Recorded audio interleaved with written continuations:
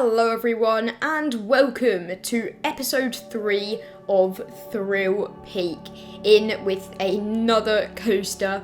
I know, it's a lot, but yeah, I'm starting work here on an Intamin Blitz, or an Intamin Multi-Launch if that's what you want to call it.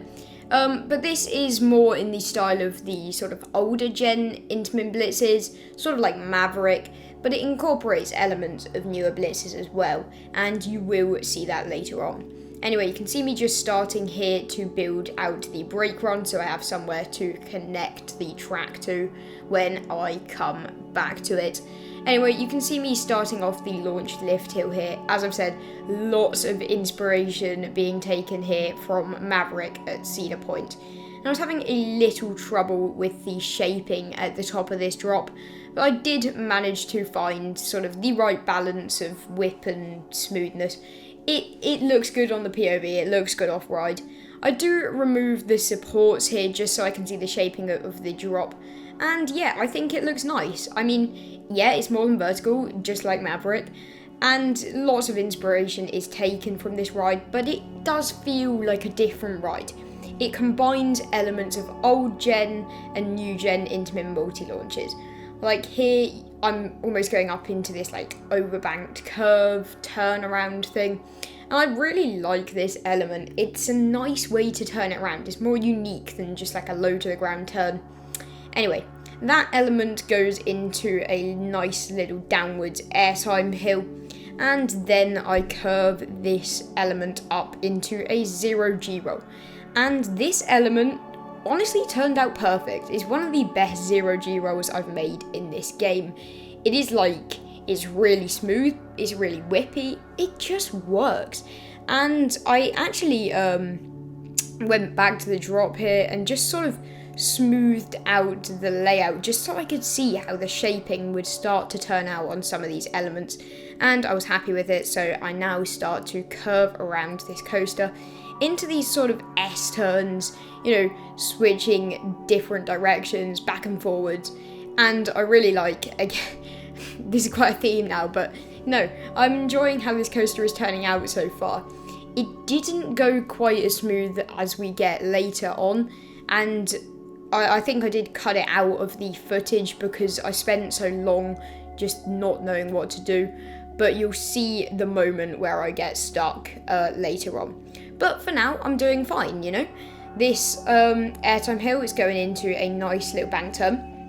And I had to actually tunnel into the ground here because otherwise the track would collide with the drop and that wouldn't be good. But yeah, no, you can see me go into a little tunnel there. The terrain will be fixed on this ride. That's not going to be in this episode. There's going to be loads of terrain work done next episode. And also maybe another ride. You will see that next episode. Anyway, you see I make another airtime hill, but it's once again cut short. I start trying to make some lateral turns, but I end up deciding to go for quite a nice unique element. It's a downwards heartline roll, and I really do like it. It would give so much hang time in real life, but in the back row it's whippy, it works. Anyway, you can see me go into this airtime hill here and then around another curve. And you're sort of going behind the RMC's lift hill here. So sort of out of sight from the guest view from the paths, which is quite nice. It's almost like a sort of surprise element if you don't know what's coming. But yeah, no, this is the second launch of the ride. This is an Intamin Multi-Launch or Intamin Blitz. As I've said, lots of inspiration from Maverick, and Maverick obviously does have the second launch. So yeah, second launch here. And I actually do a really nice curve through the RMC's supports here. And this would be so cool in real life, having all the head choppers. Anyway, you might have been able to notice the sneaky little cut there. That's because this is where I got stuck.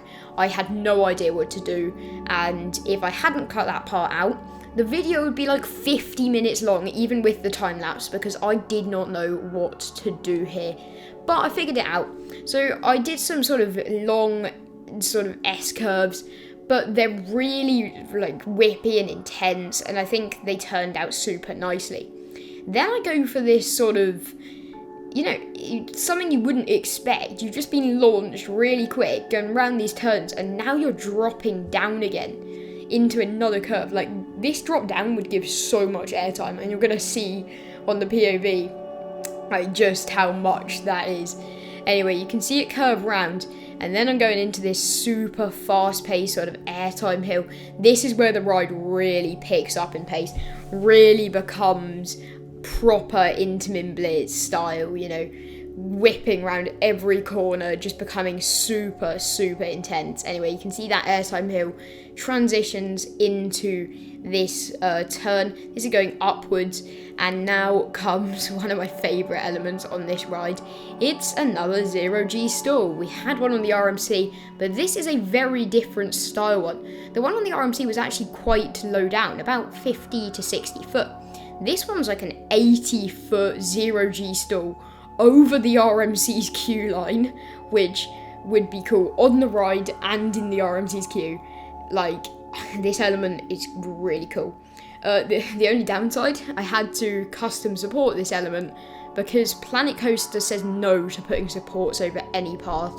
Like, because, you know, no parks ever put supports over paths. Nah, completely unrealistic.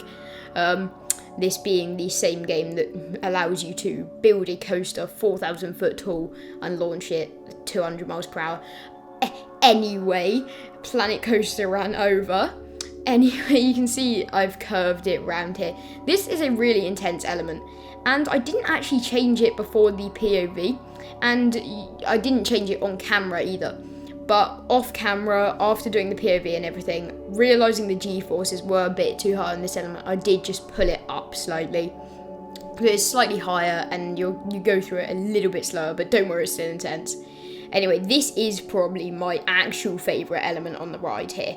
You drop down and go in between two pieces of RMC track and under some of this Intamin track. I love this coaster's interaction with the area, and that is why I've given it the name that it has, Sandstorm. You know, it's in a desert, it's interacting with the whole area. I think it's the perfect name, and you'll see me make the sign for it later. Anyway, another low to the ground, in fact in the ground turn here, going next to the other one, and this is where the layout is coming to an end. You can see it go over a hill, round a little turn, and then another little airtime hill into the brakes. Anyway, you're going to see the POV in a second. I really do hope you enjoy.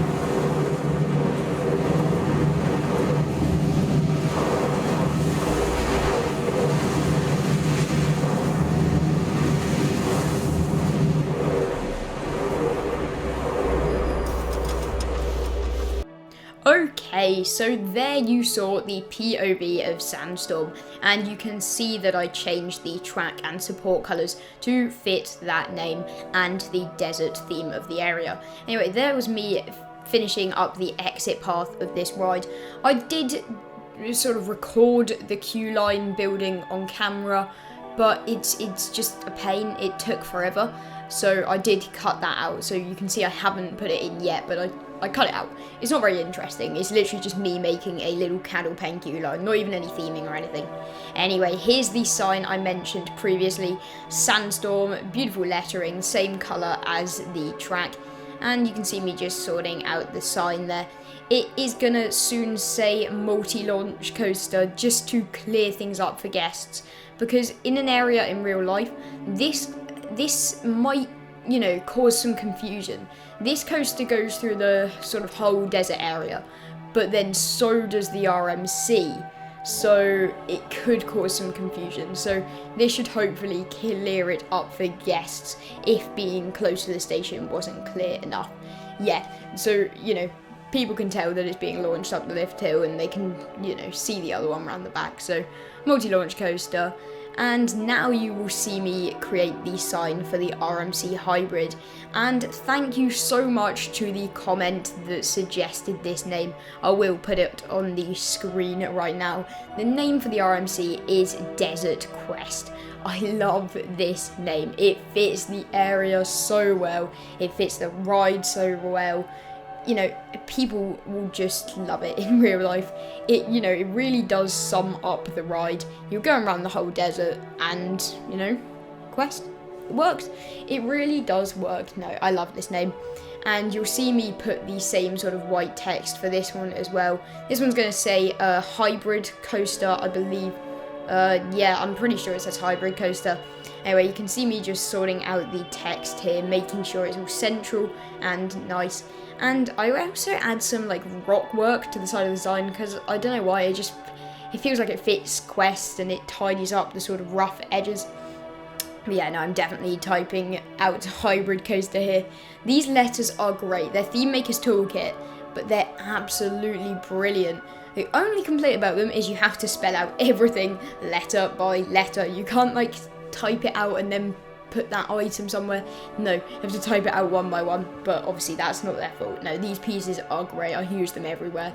Honestly, they're brilliant. Anyway, yeah, you can see me starting the rock work here. And yeah, no, I think this sign turned out super great, just like the Sandstorm one. You can let me know what you think of them down in the comments, and also what you think of the coaster POV. Anyway, that is going to be coming to the end of this video. I really do hope you enjoyed. Thank you so much for watching. Leave a like and subscribe if you did enjoy, and goodbye.